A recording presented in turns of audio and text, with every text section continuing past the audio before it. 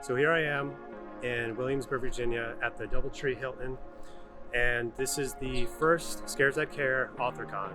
It is my first convention that I'll be vending at, so I'm going to give you guys some insight into my table, some of the authors that I've been talking to, and you'll even see footage of my very first panel ever. So this is my little intro on the location. So welcome to the next episode of In My Own Words. My name is Joseph Bezaveno.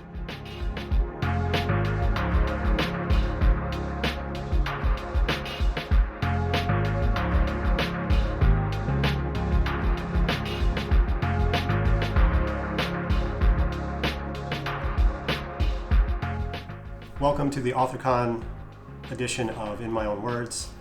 Obviously, I'm not in my normal setting, but this time around, I brought some friends and I brought the books that I've been talking about so much in the last few episodes. AuthorCon was way beyond what I expected. I was able to meet authors that I've been reading for years. I was able to meet new authors that I've never networked with before, and I was able to get a new perspective on things I want to do moving forward with my own writing, with my own table. With the amount of authors that were vending, I couldn't come home empty-handed. This huge stack you see in front of you is all the collection of things that I had to come home with, authors that I've admired for several years, new authors, and people I was so gracious to meet. And all these are signed by them, which means so much more to me because I was able to have that much more of a connection, that they would give me their time and give me some level of advice to bettering myself as an author and bettering myself as a vendor. Saturday of the convention, I was able to sit down with several authors to discuss our writing rituals, from what keeps us motivated to certain tools or devices that make our writing easier, to how we overcome obstacles that may interrupt our writing time.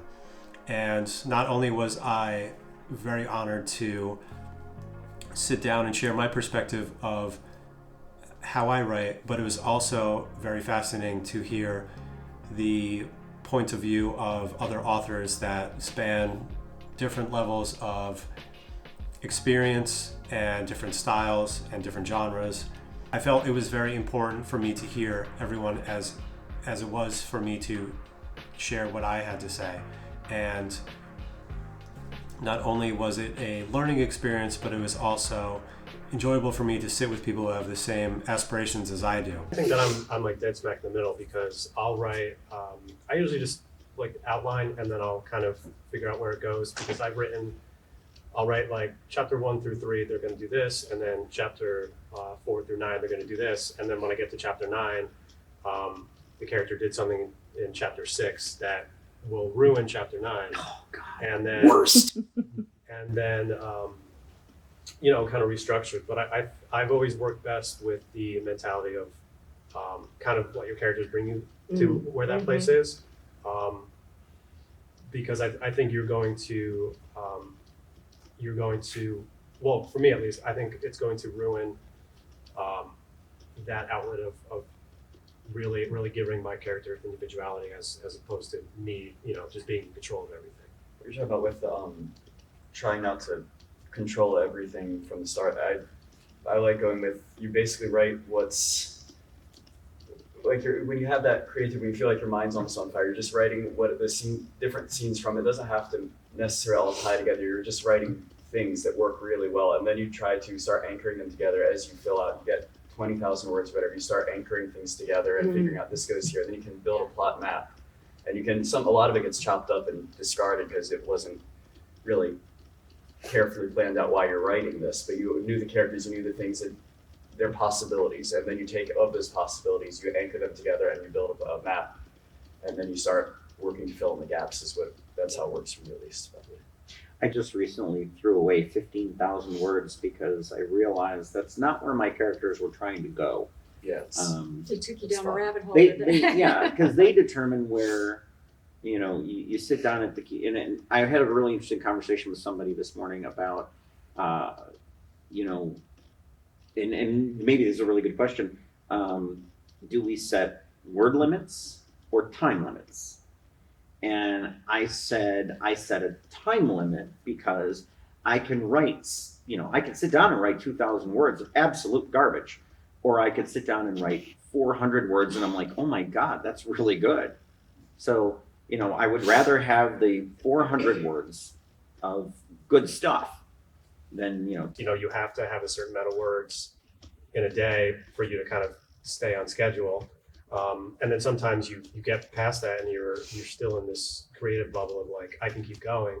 And then other days, like if you just have a bad day at work, you're like, I really don't want to write today because I'm not motivated, but you still, you say like, all right, like, let me try and get at least 500 words and then I can write, 1,000 more on Saturday and then I'll catch up. So, but I think naturally it just kind of comes to how you're feeling that day.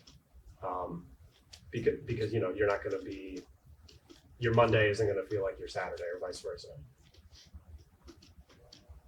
My level of creativity was almost zero. It was really bad.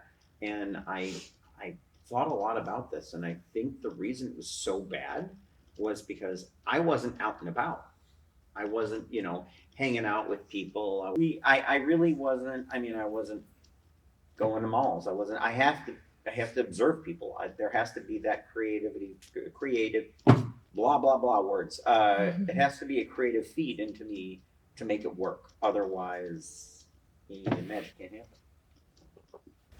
So, but it did change where everything's quiet. Nobody does anything. It is, and everybody's home, and it did change that sort of feeling of even being home was different. And there was a level of more stress and whatnot, but I hide in books. It's what I do. It's how I deal with the world. I can't do the normal thing. So that I just hid in a lot of books. We found all sorts of stuff in the warehouse that was weird. A CD that had just been ancient stuff that was there for way before my time, and I just got to read through all of it. It was awesome. So like I'll be sitting, and this is one of those weird ritual things that I do, and how to plan for short stories and whatnot. I'll be somewhere and I'll write down and I've got like notes on napkins sitting in my office right now in Receipts. a pile. Backs of receipts. Backs of receipts. Index cards are the best thing ever for Index cards. Yes. I have I bought this big journal. It's really ugly. It has like a bunch of eyes on it. So like it motivates me to like, if I have like a good horror story, I'll write it in there. And I'll show you a picture. Sounds terrifying. Um, It's got eyes on it. They're human. What? Wait. they're not human Is eyes. it actual eyes or pictures of eyes? Yeah, It's like I don't. They're actually textured, but they're not. Okay. I'll show you I'm guys. just like I'm sitting But down. they're, This gets here. weirder and weirder. My God. But It's no, like the Necronomicon from It- It speaks to me at night when I go to bed. it doesn't speak to me. But it's well, maybe. But so I write in that whenever a story hits me that I know that I really want to go back to soon. I write in there as much description as I can, and a lot of the other ideas just kind of float around with me. Like, you guys may agree that you can just be like at the grocery store, like an idea hits you, and then it just kind of lingers in the back of your head. I think I just tend to just like, when you're just That's you just kinda Nightmares. I like, love nightmares. Mhm. I get up and write that down. Yeah, that's such a big motivator too. our all the things we have to do in life with. Yeah. So why don't you continue to pull that thread? Well, it's hard though, because the whole thing, you can only really have one God and all that. You can only have your priorities, and everything else sort of slips to the side, and it's a constant issue. Being a husband, being a father, being all of these things, you want to be the best father, you want to be the best writer, you want to be the best all these things, but you can't be all of them. So you have to choose what's most important. And when my writing's going the best, I'm not being a great husband. I'm just not talking. I'm not there. I'm not being supportive. When I'm being the best father, my writing isn't always doing the best. It's just, it balances around, and you have to take your pick and push here and push there and try to jump from one thing to the next. Every couple months, you try to push a different way, and it's hard to balance it. It really is. And I know it's hard on people around, because when you're not there, when you're just sort of cursory, like, hey, everything going well? All right, I'm just going to go off and live in my mind. I mean, I don't have as many night dreams, but I daydream about stuff. I'm constantly thinking about things that when I'm sitting at the dinner table, I'm not thinking about what somebody else is saying. I'm thinking about what someone in my mind is doing. It's not really easy for them, I'm sure, but I try to put it when my daughter's awake, I'm with her, and then I just basically hope my wife understands that I'm trying my best, but I'm take vacations in my mind for large periods of time, because if you don't, you can't keep up with the story. It'll slip away, and I've had so many of these half-written things sitting dead because I let them go cold for months, and I don't know, I don't have a real answer for it. It's just tough. Yeah, I think the real challenge is what you were saying is, trying to balance your normal life and, having that communication with your partner of like, I need to do this, this is what I'm meant to do. And you guys might even be able to relate, like you get into a really good routine of like writing, and then you have this inspiration and you're sitting there for hours, and then your spouse is like, hey, can you take care of the stuff around the house? And you're like, yeah. And then 2 hours goes by, she's asleep, and the next morning you're like, I didn't do anything around the house. And you have to get it done before your spouse kills you because you have to finish your book. So I think there's that constant communication of like, I need to take care of the house and I need to take care of the relationship, but you also need to understand like, this isn't just like a hobby, like this is something I take seriously. And you also compromise and sacrifice, I don't know, drinking all night with your friends or playing video games or just watching, HGTV or something like that. Whatever your terrible TV vice is. And I think that's really just, I also don't have the responsibility of children yet. So these guys can, comment on that. Don't have them, it's a trap. Sorry, that was an inside voice, I apologize. In my case, I've lived a really full life. I'm a grandmother now of a 5-year-old, a 4-year-old, and an almost 3-year-old. I've been married. I've done that part of my life. And when I started actually writing, like I always wrote, but when I started really writing to publish, which was it was in 2010, I literally had to sit down with the universe. And I said, if you help me do this, I will do it. Just don't put anything in my way to distract me, which included dating. Like, call it extreme, but I've lived a lot, I've been there, you know what I mean? Like where I'm at in my life, it's like, I was willing to make that commitment. I was able, not willing, able to make the commitment to my writing almost as a partner. And, big problem is having to pay the bills for me. So, and I live in DC or right near DC. My rent district. It's expensive. I live in Sterling, I get you. Yeah. So, I live in a small 1-bedroom, very close into the city. And I have 2 different jobs, both a horticulturist and I do this pet sitting on the side. It's all cats and exotics, but it's all like kind of VIPs in DC and stuff. It's not, none of it is, the schedule changes every day. But I also have I have only one daughter, and she works, my son-in-law works, they need help, and so it's like, like you were saying, trying to fit all those different roles that you have to fit. And I don't, my social life is like, it exists, but it's mostly online now, That's why COVID was good in some ways, because I wasn't distracted by people wanting to go out and do stuff, But I definitely committed. For me, the writing became like my daughter's sibling, if that makes sense. But again, I'm older, so I don't have the same, I'm not in the same place that like you two are. I can't speak for you. That is, you know, if you could weigh, you know, if you could just like run a common thread through this, it's you have to have your family's buy-in. If you don't have your family's buy-in, there's no way you're ever going to make a writing life work. Because, Any creative job, any art sure, is that way, because it all takes so much time. and emotional effort. Yeah. It takes emotional effort. I can sit down and write for 2 hours and be so drained that I'm kind of done for the rest of the day. Thing too is if you're having a job that's so disconnected from your creativity helps a lot.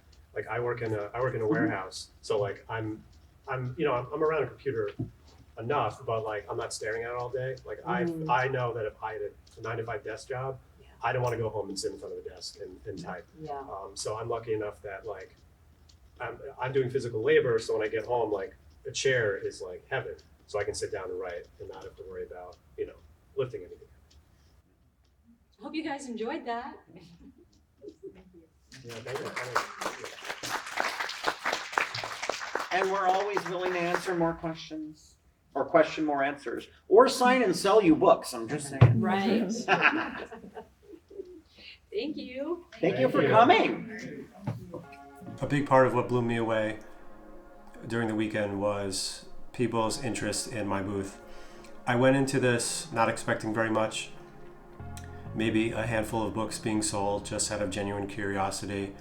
I did this as a very new author. I released my second book the same weekend that I went to this convention, but I was genuinely moved when people were coming up and listening to what I had to say and admiring my booth, and some authors even offered to trade books in exchange for mine, and meeting people who have more of a celebrity status with their careers as writers being interested and asking me questions about my writing ambitions and what I've accomplished.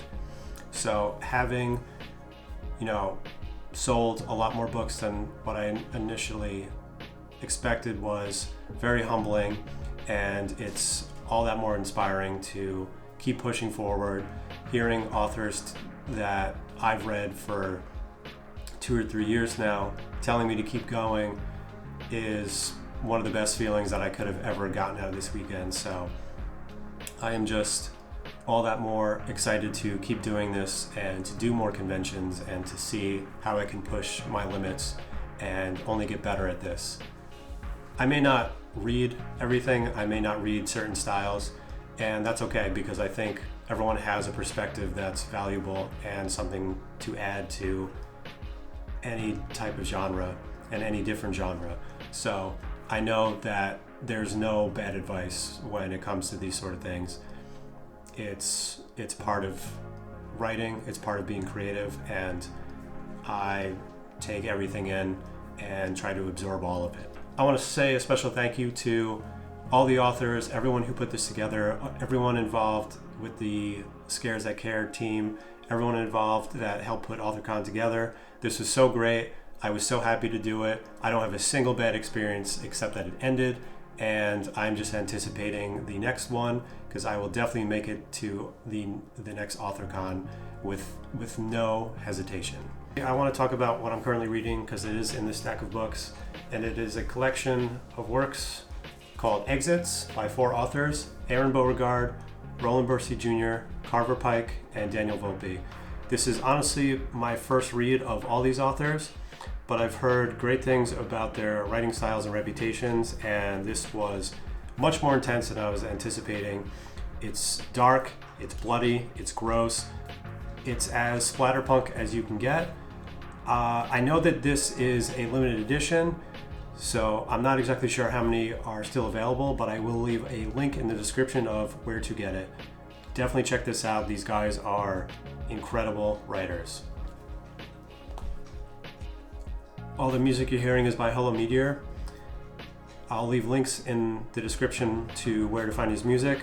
Go check his music out. Go check out his new album. His music will take you to places that you haven't been before. Be sure to like, comment, and subscribe. If there's any books in this stack that you've read or have on your want to read list, leave a comment below. I really want to see what you guys are currently diving into, and even these two. I greatly appreciate the support, and I'm really looking forward to what you're reading and what you want to read. That's it for this episode.